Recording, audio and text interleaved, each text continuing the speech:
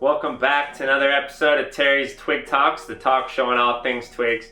Today, part 2 of a recent Kijiji pickup I've had. Special thanks to Tammy again on the amazing deal. Today we're going to go through 6 more of these twigs, mostly Sherwoods.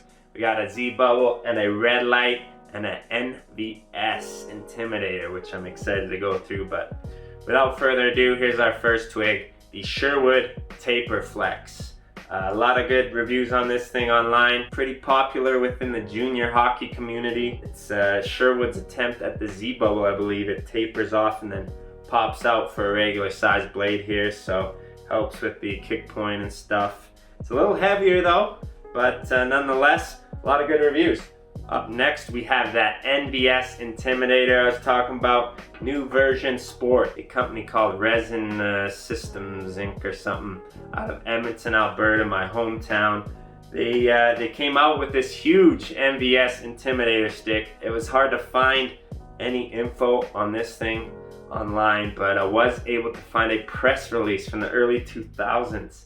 Their claim to fame was this stick is 200 to 400% more impact resistant than most composite twigs of the day.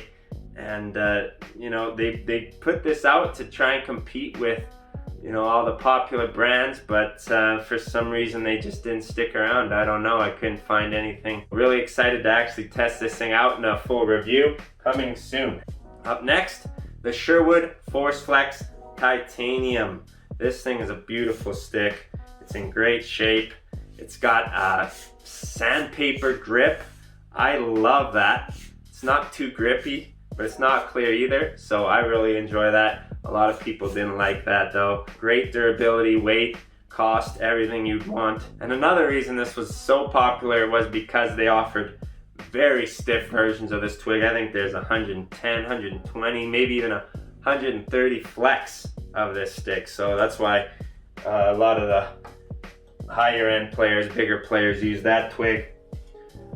Up next, the TPS Redlight. TPS most well known for its Louisville rubber response. That thing was the whippiest twig you'll ever use. This, I didn't even really know about this until I got it in this package. The Red Lite Xn10. This is probably the most lightweight shaft ever made. 250 grams. That's crazy light. New type of carbon to make it that lightweight and still maintain its durability. A lot of people said this thing might even be better than the Z Bubble.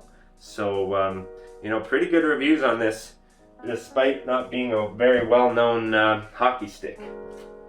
Up next, the Sherwood Momentum Composite. This is the Crosby stick. Most people say you've seen a lot of pictures of him using this twig. It's similar to the CCM Vector, much more cost effective. That's why people like this thing.